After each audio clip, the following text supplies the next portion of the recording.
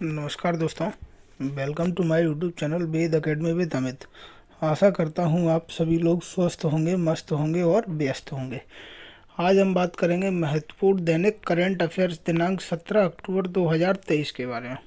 ठीक है, दिनांक 17 अक्टूबर 2023 के बारे में। पहला प्रश्न है हमारा, विश्व खाद्य दिवस कब मनाएगा? कौन सा दिवस? विश्व खाद्य दिवस कब मनाएगा? तो ये अपना मनाएगा 16 अक्टूबर को।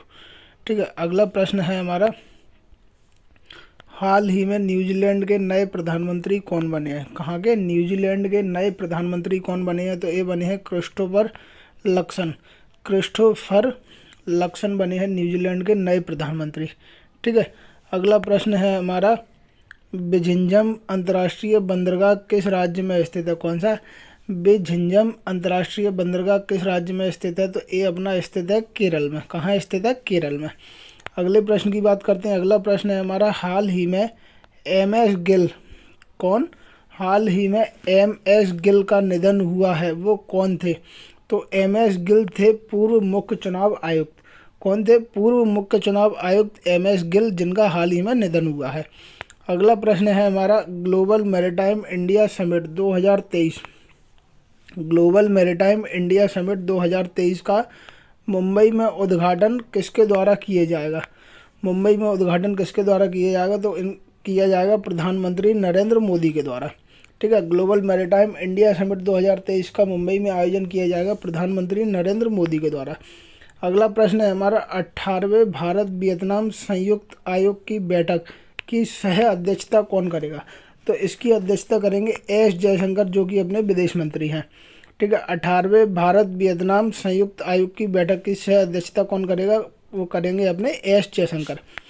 अगला प्रश्न है हमारा, इक्वाडोर के इतिहास के अब तक के सबसे कम उम्र के राष्ट्रपति कौन बने हैं? तो ये बने हैं डेनियल नोबोआ। इक्वाडोर के अब तक के सबसे कम उम्र के राष्ट्रपति बने हैं डेनियल नोबोआ। ठीक है, अगला प्रश्न है हमारा, दुनिया का पहला एआई वॉलेट किसने लॉन्च किया है? तो ये किया है रेस्पर एआई नामक कंपनी है, इसने दुनिया का पहला एआई वॉलेट लॉन्च किया है। किसने? रेस्पर.एआई ने। रेस्पर.एआई ने दुनिया का पहला एआई वॉलेट लॉन्च किया है। अगला प्रश्न है हमारा, एम्बिट ने किस शतरंज ग्रैंड मास्टर को ब्रांड एम्बेसडर नियुक्त किया है? एम्बिट एक कंपनी है, इसने किस शतरंज ग्रैंड मास्टर को अपना कंपनी का एम्बेसडर नियुक्त किया है? तो एक किया है विदित गुजराती को। विदित गुजराती को एम्बिट ने अपना ब्रांड एम्बेसडर नियुक्त किया है हाल ही में। ठीक है, अगला प्रश्न है हमारा, हाल ही में संयुक्त राष्ट्र में भारत के स्थायी प्रतिनिधि के रूप में किसे नियुक्त किया गया है? तो ये नियुक्त किया गया अरिंदम बागची को।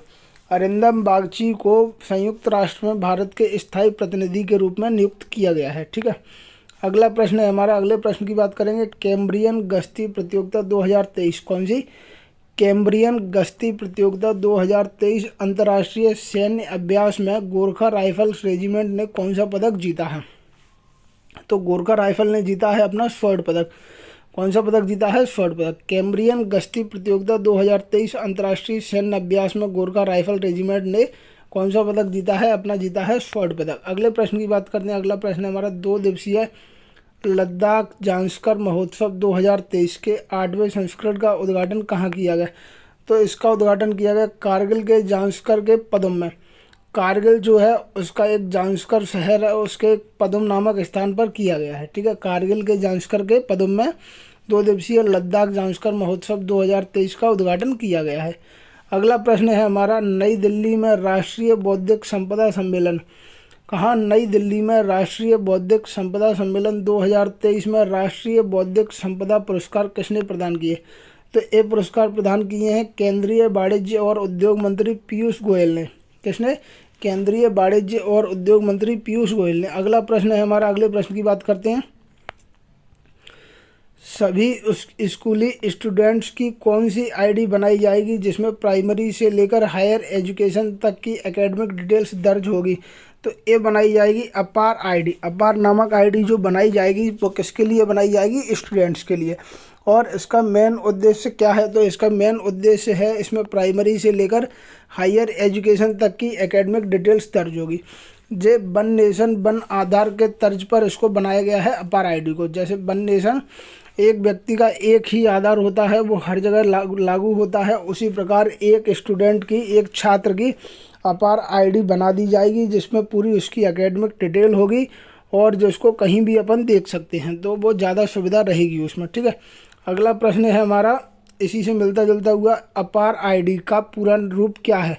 अपार आईडी जो है ना वो स्टूडेंट के लिए बनाई गई है, उसका पूरा रूप क्या है। तो अपार आईडी का पूरा रूप है automated permanent academic account registry. क्या है, automated permanent academic account registry, मतलब one nation one student ID card. One nation one student एक आईडी कार्ड, एक राष्ट्र और एक छात्र जिसकी आईडी होगी उसको बोला जाएगा अपार आईडी। ठीक है, अपार आईडी का पूरा नाम है automated permanent academic account registry. ठीक है, आशा करता हूँ आप सभी लोगों को करंट अफेयर अच्छा लगा होगा। अगर आप ऐसे ही और करंट अफेयर पाना चाहते हैं तो आप प्लीज़ चैनल को लाइक करें, शेयर करें और सब्सक्राइब करें, जिससे हमारा मोटिवेशन बना रहे और हम आपके लिए ऐसे ही करंट अफेयर लाते रहें। रोज़ बहुत मेहनत करके आपके लिए करंट अफेयर बनाते हैं, जो परीक्षा की दृष्टि से बहुत महत्वपूर्ण है। आशा करता हूँ आप सभी लोग इसको पूरा देखा करें और चैनल को कृपया लाइक कीजिए, शेयर कीजिए और सब्सक्राइब कीजिए। बहुत बहुत धन्यवाद। मिलते हैं कल नए करंट अफेयर के साथ। धन्यवाद।